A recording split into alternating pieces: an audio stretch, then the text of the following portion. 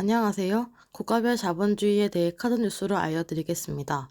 자본주의는 인간 생활의 물질적 기초를 생산하고 또 재생산하는 과정이 자본주의적 생산이라는 독자 형태로 이루어지는 사회를 말해요. 다음으로 자본주의의 장점으로는 첫 번째, 경제 활동의 자유가 있습니다. 사람들은 마음대로 직업을 선택하고 생산할 수 있으며 원하는 것을 소비할 수 있어요. 두 번째로는 개인의 이윤에 한계가 없어 노력하면 할수록 이윤이 생길 수 있게 합니다. 사유재산을 바탕으로 하여 노력에 따른 결과를 자기 것으로 할 수 있다는 것이에요. 그러므로 자본주의 체제화에서는 모두가 잘 살기 위하여 경제활동에 힘을 기울이게 됩니다. 자유경쟁이 원칙으로 돼 있기 때문에 개인의 창의 능력을 최대한으로 발휘할 수 있어 생산기술이 발달하여 경제활동이 크게 발전할 수 있어요. 세 번째, 자본주의의 기본은 탐욕과 착취가 아닌 신뢰와 신용입니다. 자유시장에서의 거래는 최선의 이익을 얻기 위해 진행되어 여기서의 이익은 서로에게 이득이 되는 것이고 상호 간에 가장 이득이 되는 지점을 찾고 타협해가는 과정을 통해 신용이 쌓이고 경제가 발전해요. 다음으로는 자본주의의 단점을 소개해 드릴게요. 첫 번째, 빈부의 양극화입니다. 자본주의는 노력과 능력에 따른 결과는 자기 것으로 할 수 있어요. 그래서 소득의 분배가 고르지 않아 빈부의 격차가 크게 나요. 두 번째, 서로의 이윤을 따지기 때문에 무가치, 무계획적에 따라 실업률이 증가할 수 있습니다. 기업 간에서도 자유경쟁이 이루어지기 때문에 생산 과잉에서 불안정한 경기 등을 낳게 되어 안정된 경제 생활을 누리는 데 많은 불안이 있어요. 이윤의 추구만을 목적으로 한 기업 간의 경쟁이 치열해지면 대자본을 가진 대기업이 중소기업을 누르게 되고 생산이나 가격 등으로 독차지하는 독점기업이 생겨날 가능성이 많아요. 생산이 자유경쟁을 바탕으로 영위되기 때문에 단체로서는 무계획적이 되어 공황이나 실업이 발생할 수 있는 경향이 있어요. 세 번째, 경제시장이 이용과 수요 중심이기 때문에 경제활동에 따른 환경요인과 같은 심각한 부정적 요인이 무시돼요. 이 문제를 해결하기 위해 경제의 통화 공급을 줄여야 할 필요성으로 이어져요.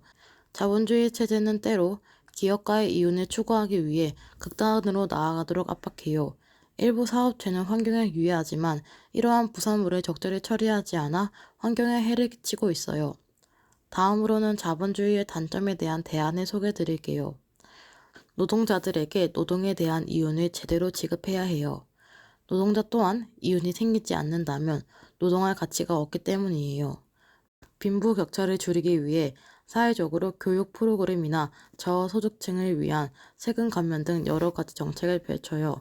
빈부 격차가 심해질수록 게으름, 사회 부적응 등으로 포기해버리는 상황이 생기는데 이를 막고 노력해서 자본주의 안에서 성공할 수 있는 바탕을 마련해주기 위해서예요. 자본주의의 분류 중 하나인 상업자본주의는 자본주의의 초기 형태로 16세기에서 18세기 사이 식민지 개척을 통해 발달하게 되었어요.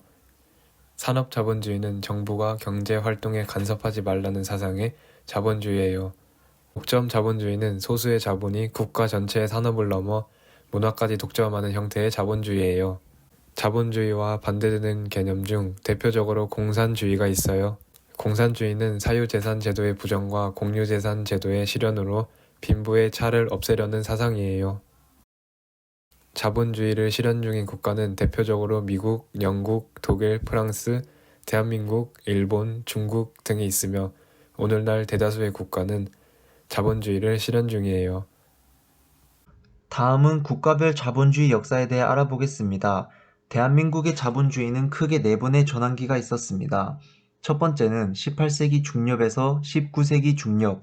이 시기에 주목할 만한 사실은 외래 문화, 특히 서구 자본주의 문화의 영향 없이 우리나라 사회 내부에서 성장해온 자생적 변화입니다. 두 번째 전환기는 개항 이후입니다.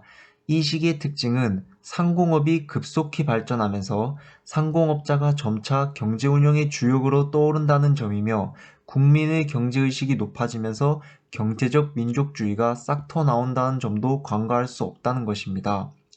세 번째 전환기는 일제강점기 때 변화로서 이 시기에는 생존투쟁을 위한 경제적 저항운동이 전개되면서 자주자립 경제 이념의 민족기업 건설운동이 전 국민적 규모로 확산되며 이 운동은 1920년대에 활발하게 전개되며 이 시기를 경제적 민족주의가 주도적 이념이 되는 시기라고 할 수 있습니다.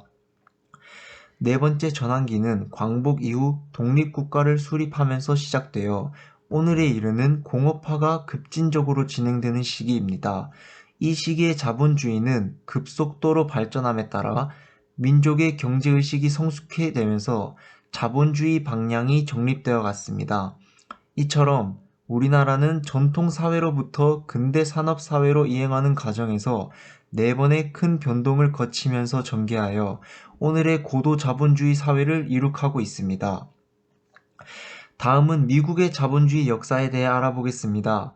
1848년 1월 24일 캘리포니아주 수터스밀에서 금이 발견되자 금강을 찾아 캘리포니아로 간 사람들을 가리키는 말인 포티나이너들이 그 이듬해에 8만 명이 서부 해안으로 몰려갑니다.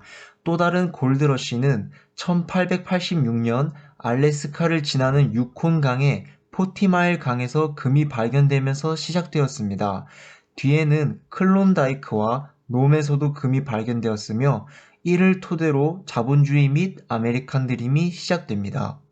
이번에는 일본의 자본주의에 대해 알아보겠습니다. 일본은 근대시대에 삼국 간섭을 겪은 뒤부터 대규모의 군비 확장을 하였고 1900년대 초반에는 군사 총액의 40%를 넘을 만큼 군사력이 거세졌습니다.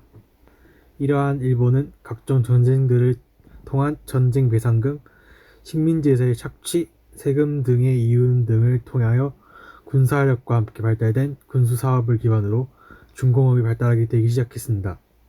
1896년부터 일본은 일본 최대 제철소인 야하타 제철소를 건설하였고 그와 더불어 특수강, 화약 제조, 선박 장비나 기계 제작 공업과 더불어 철도, 군함, 상선 등 각종 대형 교통들이 발전되었습니다.